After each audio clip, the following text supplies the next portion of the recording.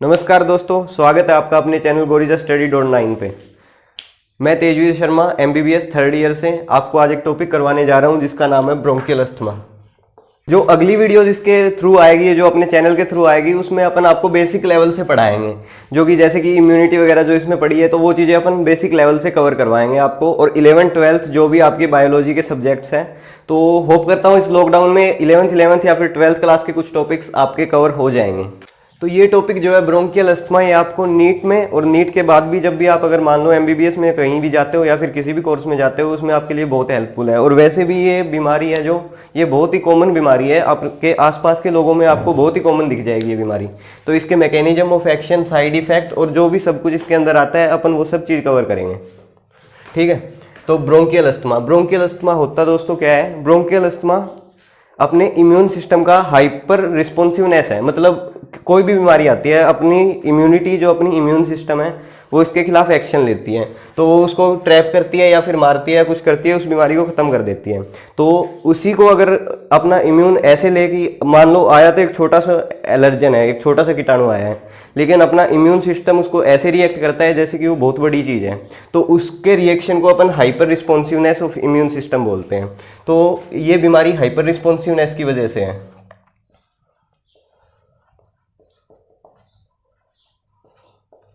तो इसे हम हाइपर रिस्पॉन्सिवनेस बोलते हैं अपने इम्यून सिस्टम का, कि चीज़ तो थोड़ी छोटी सी आई लेकिन उसने रिएक्ट इतना बड़ा कर दिया कि वो चीज़ अब संभल नहीं रही अपन से, तो ये हाइपर रिस्पॉन्सिवनेस हो गया। तो होता क्या है, अपना जो अस्थमा है वो IgE मीडिएटेड होता है। तो ये इम्यूनिटी का एक पार्ट है, लेकिन ये IgE मीडिएटेड है, IgE मीडिएटेड। तो होता क्या है, जब स्टार्टिंग में कोई भी एलर्जन अपन अपने मुंह के थ्रू या फिर कहीं से अपने जैसे इसमें एयरवे के अंदर जाता है, तो होता है अपनी बॉडी मास्ट सेल होते हैं। मास्ट सेल के अंदर हिस्टामिन, ल्यूकोट्राइन्स वगैरह कई सारे इन्फ्लामेटरी सब्सटेंस होते हैं। ये हिस्टामिन, ल्यूकोट्राइन्स और भी 2-3 सब्सटेंस होते हैं, लेकिन मेनली जो इन्फ्लामेशन जो करवाते हैं वो ल्यूकोट्राइन्स और हिस्टामिन ही करवाते हैं। तो जैसे भी कोई एलर्जन आया, ये अपना एलर्जन है। एलर्जन कोई भी हो सकता है, स्मोक हो सकता है, जो लोग स्मोकिंग करते हैं, एलर्जन में अपना पोलन ग्रेन्स आ गया, एलर्जन में अपना डस्ट आ गया, कोई भी कोल्ड एयर होगी, वो अपना एलर्जन है।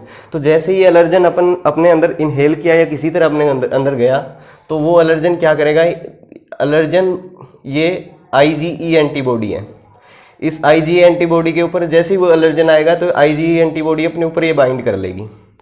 तो ये क्या होता है इसमें ब्रोंकियल अस्थमा में? कोई भी एलर्जन है, एलर्जन किसी भी चीज़ का अपना हो सकता है, जैसे कि डस्ट पार्टिकल है। अपन रूरल एरिया में रहते हैं तो यहाँ पे डस्ट पार्टिकल, मतलब कोई खेत में जाता है बंदा, तो खेत में जाके डस्ट पार्टिकल उसने अंदर इनहेल कर लिया, अपने अंदर उसने ले लिया, तो फिर वो चीज़ एलर्जन का रूप ले लेती है अगर उसको उस चीज़ की एलर्जी है। तो एलर्जी है, एक अपना होता है कोल्ड, कि किसी को ठंड से एलर्जी है। आपने देखा होगा कि बहुत सारे केसेस में, ठंड के केस में लोगों को अस्थमा ज़्यादा हो जाता है। तो ये क्यों होता है? क्योंकि एलर्जन के कारण उनको कोल्ड से एलर्जन का वो होता है। और जैसे ये अपना एलर्जन है, ये आया, ये एलर्जन आते ही अपने IgE मीडिएटेड जैसे एंटीबॉडी बताई है हमने, तो ये एंटीबॉडीज वगैरह जो अपना इम्यूनिटी वाला सिस्टम है, ये अपन अगली वीडियो में कंटिन्यू रखेंगे। तो ठीक है, तो जैसे ये अपना ये एलर्जन है, ये अपना एलर्जन है, एलर्जन आते ही बाइंड हो गया अपना IgE पे। IgE एंटीबॉडी है, इस पे बाइंड हो गया तो ये बन गया एंटीजन एंटीबॉडी कॉम्प्लेक्स। ठीक है, तो ये बाइंड होते ही इसका क्या काम होता है? ये काम होते ही जो इसके अंदर मास्ट सेल है, अपनी मास्ट सेल के अंदर जो अपने हिस्टामिन और ल्यूकोट्राइन्स है, जो इन्फ्लामेटरी सेल्स है, इन्फ्लामेटरी सेल्स है, इनका क्या करेगा? इनका डीग्रेन्युलेशन हो जाएगा। डीग्रेन्युलेशन होके ये चीज, जो ये पार्टिकल जो पहले मास्ट सेल के अंदर प्रेजेंट थे, ये बाहर आ जाएंगे अपने अभी। और ये बाहर आने के बाद जो हिस्टामिन है, हिस्टामिन ये अपना करा देता है ब्रोंको कॉन्स्ट्रिक्शन, और अपनी जो एयरवे ब्रोंक्यूल्स है इसका कॉन्स्ट्रिक्शन। देखो दोस्तों, सीधी सी बात होती है, ये भी कोई अपनी वेसल्स है या फिर ब्रोंक्यूल्स है या कुछ भी एयरवे वगैरह कुछ भी है। कॉन्स्ट्रिक्शन का मतलब होता है अंदर की तरफ घुसना, और डाइलेशन होता है थोड़ा उसका चौड़ा हो जाना। तो ये अगर अंदर की तरफ ये जाएगी तो सीधी सी बात है, आपको यहाँ से एयर आ रही है, ऑक्सीजन आ रहा है, तो उसको पाथवे कम मिलेगा अपनी जगह को अंदर से जाने के लिए, तो कम हो जाएगी तो अपना ऑक्सीजन कम ट्रेवल करेगा, ऑक्सीजन कम ट्रेवल करेगा तो लंग्स को और इनको कंप्लीटली अपना जो O2 नहीं मिल पाएगा।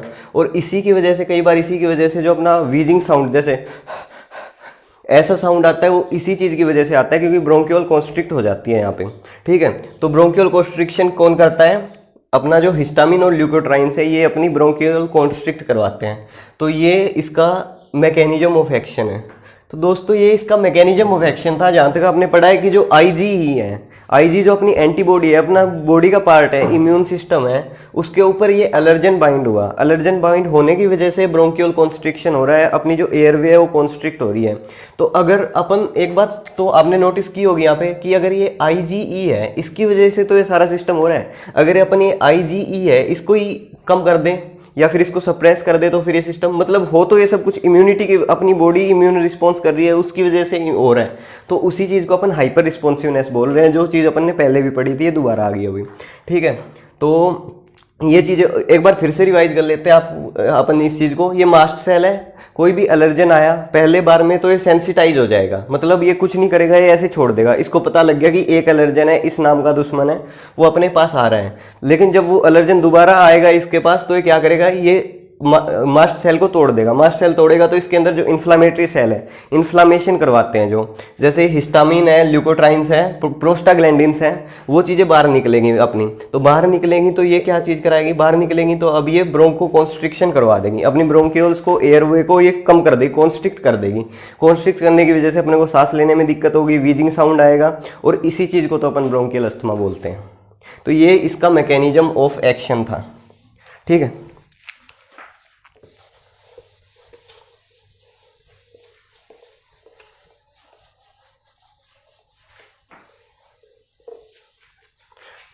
अपन ने अभी मैकेनिज्म ऑफ एक्शन था जो वो पढ़ लिया, इसका इंट्रोडक्शन पढ़ लिया अपन ने कि ये बीमारी क्या होती है, मैकेनिज्म ऑफ एक्शन पढ़ लिया। अभी अपन आगे पढ़ेंगे इसके साइड इफेक्ट्स।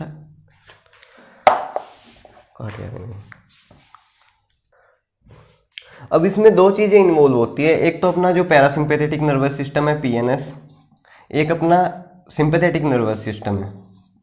ठीक है, तो अपना जो सिंपैथेटिक नर्वस सिस्टम वो क्या करवाता है, वो ब्लड इसको ब्रोंकियोल्स को डायलेट करता है, मतलब इनको इन्फ्लेट डायलेट कर देगा ही।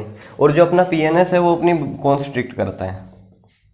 अब सीधी सी बात है, इसका अगर अपन ट्रीटमेंट देखेंगे या कुछ चीज़ देखेंगे तो अपन कितनी चीज़ देखेंगे, अपन देखेंगे कि बेस्ट पॉसिबल वेज क्या क्या हो सकते हैं। तो सिंपैथेटिक नर्वस सिस्टम है, ये डायलेट करता है। तो एक चीज़ होती है अपनी फार्मा में एगोनिस्ट,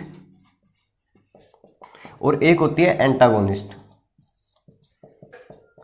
एगोनिस्ट और एंटागोनिस्ट। एगोनिस्ट वो होता है जो उस चीज़ के इफेक्ट को बढ़ा देता है, उसके रिसेप्टर पे बाइंड होकर या कुछ भी करके उस चीज़ के इफेक्ट को बढ़ा देगा। और एंटागोनिस्ट होता है जो कि उसके इफेक्ट को कम कर देगा या फिर जीरो कर देगा। ठीक है, ये दो चीज़ें होती है। तो अपन सिंपैथेटिक नर्वस सिस्टम जैसा अपन देख रहे हैं यहाँ पे डायलेट कर रहा है, तो अपने को तो कॉन्स्ट्रिक्ट हो रखी है तो उसको डायलेट ही करना है अपने को। तो डायलेट करना है तो जो एगोनिस्ट है ना, तो सिंपैथेटिक नर्वस सिस्टम इसका एगोनिस्ट देते हैं। और डायलेट किस वजह से होगा, यहाँ पे एक β2 रिसेप्टर होता है, β2 रिसेप्टर। तो अपन β2 receptor agonist, β2 agonist drugs they देंगे तो वो इस चीज़ को डायलेट कर देगा। और डायलेट होगी अगर एक बार अपनी एयरवे, फिर तो सांस लेने में कोई दिक्कत नहीं है, अस्थमा की प्रॉब्लम सॉल्व होगी। बस ये इतना ही है, इसका इतनी बड़ी कोई बीमारी नहीं है ये।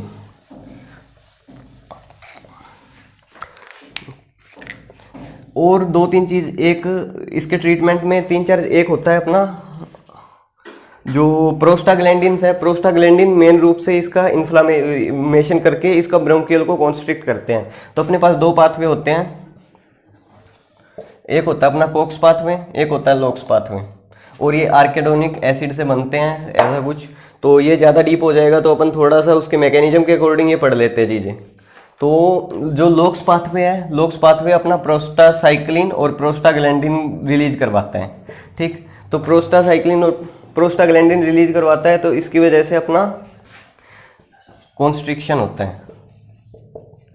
तो इसमें तीन पाथवे हैं, एक तो आर्किडोनिक एसिड से अपना जो लोक्स बन रहा है अपन इसको कैंसिल कर देंगे। अगर आर्किडोनिक एसिड से लाइपोक्सिजनेज पाथवे नहीं बन रहा ये नहीं बन रहा अपना, तो फिर ये आगे फर्दर साइकिल कन्वर्ट नहीं होगी, प्रोस्टाग्लैंडिन नहीं बनेगा, प्रोस्टाग्लैंडिन नहीं बनेगा तो ब्रोंकियल कॉन्स्ट्रिक्ट नहीं होगा, कॉन्स्ट्रिक्ट नहीं होगा तो अपना अस्थमा की दिक्कत ही नहीं आएगी। तो अपन अगर किसी को है तो अपन यहाँ दे देंगे, इसका ड्रग है एक, और इस यहाँ जो ड्रग्स काम करते हैं वो है स्टीरॉइड्स, अपने कोर्टिकोस्टीरॉइड्स। तो ये स्टीरॉइड्स अगर अपन ले रहे हैं तो स्टीरॉइड्स यहाँ पे एक्ट करेगा, आर्किडोनिक एसिड से अपना लोक्स पाथवे कन्वर्ट ही नहीं होगा, तो फिर अपना जो ये प्रोस्टाग्लैंडिन है ये भी नहीं बनेंगे, ये नहीं बनेंगे तो कॉन्स्ट्रिक्शन नहीं होगा। तो अपन ने एस्थमा का क्योर कर लिया एक केस में। और दूसरा केस है एंटीबॉडी अपनी रिस्पॉन्सिबल थी, तो अपन एंटीबॉडी को सप्रेस कर देंगे। एंटीबॉडी को सप्रेस कर देंगे तो ओमलीजुलाब कैटेगरी नाम का ड्रग है एक, जुलाब।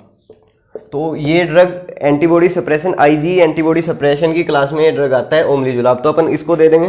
तो ये आईजीई है ना, उसको इतना रिस्पॉन्सिव नहीं करेगा कि हाइपर रिस्पॉन्सिवनेस हो जाए। ये हो गया एक जो बीटा 2 एगोनिस्ट जो पीछे बात की थी अपन ने कि जो ब्रोंको डायलेट करवाता है, उसको उसके एगोनिस्ट दे देंगे अपन कुछ ड्रग्स बीटा 2 एगोनिस्ट। सीधी सी बात है, ब्रोंको कॉन्स्ट्रिक्ट हो रही है, अपने को डायलेट करवाने से मतलब है ताकि अपना जो एयर फ्लो है वो सही से बना रहे। तो बीटा 2 एगोनिस्ट दे देंगे। बीटा 2 एगोनिस्ट ड्रग है साल्बुटामोल, टर्बुटालिन, साल्माट्रोल और फॉर्मेट्रोल। ये आप अगर आपके घर में कोई एस्थमेटिक पेशेंट है या फिर आसपास हो तो आप अगर वो देखोगे उनके, तो साल्बुटामोल और टर्बुटालिन तो आपको हर उसमें मिल जाएंगे। लेकिन जो ये ड्रग है ये होते हैं अपने शॉर्ट एक्टिंग, मतलब कुछ टाइम के लिए एक्ट करते हैं, उसके बाद अगर आपको एलर्जन हो गया तो फिर उसके लिए कामयाब नहीं है। जो साल्मेट्रोल है और फॉर्मेट्रोल है ये ड्रग आपके लॉन्ग एक्टिंग। इसमें भी जो साल्मेट्रोल है ये आपका स्लो काम करता है, मतलब अगर आपके पेशेंट को किसी को एकदम ज़्यादा ही वो दिक्कत है तो उसमें अपन साल्मेट्रोल नहीं दे सकते। और ये आपका फॉर्मेट्रोल है ये फास्ट एक्टिंग है। फास्ट एक्टिंग है मतलब इंस्टेंट इसका वर्क होता है, कुछ साइकिल है इसकी, तो ये फास्ट एक्टिंग है अपना तो फॉर्मेट्रोल। तो और एक बात और है जो अपने क्वेश्चंस आते हैं बार बार कि फॉर्मेट्रोल है ये एक्यूट और प्रोफाइलैक्सिस दोनों में कामयाब है इस चीज़ के, तो ये इसका ट्रीटमेंट हो गया। अब कौन कौन से ऐसे फैक्टर है जो इसको ट्रिगर कर सकते हैं, ट्रिगर का मतलब इस चीज़ को कौन कौन से फैक्टर बढ़ावा दे सकते हैं। एक तो सीधी सी बात है, आपको कोल्ड से एलर्जी है, आप कोल्ड से एलर्जी है, कश्मीर जा रहे हो तो सीधी सी बात है कोई ना कोई रिएक्शन तो हो गई। तो ट्रिगर फैक्टर में अपना आ गया, ट्रिगर फैक्टर में एक स्मोकिंग काज मेन है इसका, स्मोकिंग। जिस बंदे को बार बार ये अटैक आते हैं और अगर वो रेगुलर स्मोकर है तो वो इसके चांसेस होने को बढ़ा देगा। स्मोकिंग आ गई अपना, कोई भी पोलन एलर्जी है, पोलन एलर्जी होगी, डस्ट होगी अपनी, डस्ट पार्टिकल कुछ भी, कोल्ड हो गया अपना, या फिर किसी को कई बार ऐसे भी केस देखे हैं जिसमें खांसने से या ज़्यादा हंसने से भी अस्थमा के एपिसोड्स आ सकते हैं, तो कई बार उस केस में भी हो सकता है। तो ये हो गया इसका, अपन ने इंट्रो कर लिया, मैकेनिज्म ऑफ एक्शन कर लिया कि ये कैसे कैसे होता है, इसके ट्रीटमेंट बता दिए और किस किस वजह से होता है अपने ये भी पढ़ लिया इसका ब्रोंकियल अस्थमा। तो इसके ये सारे काज हैं अपने। तो फ्रेंड्स ये अपना ब्रोंकियल अस्थमा का टॉपिक था, ये अपना यहीं ख़त्म होता है आज। तो ये मेरे को पता है ये थोड़ा हाई लेवल की वीडियो बन गई, क्योंकि जो मेरे अकॉर्डिंग तो जो मैंने पढ़ा था अपने सेकंड ईयर की फार्मा में वो मैंने आपको बता दिया, तो इसका थोड़ा सा उस वे में लेने की ज़रूरत नहीं है। लेकिन जो अगली वीडियो जब नहीं आएगी वो अपन आपको बिल्कुल बेसिक लेवल से स्टार्ट कराएंगे। ये जस्ट एक इंट्रोडक्शन टाइप था कि मैं कैसे पढ़ाता हूँ, अगर आपको पसंद लगे तो ठीक है।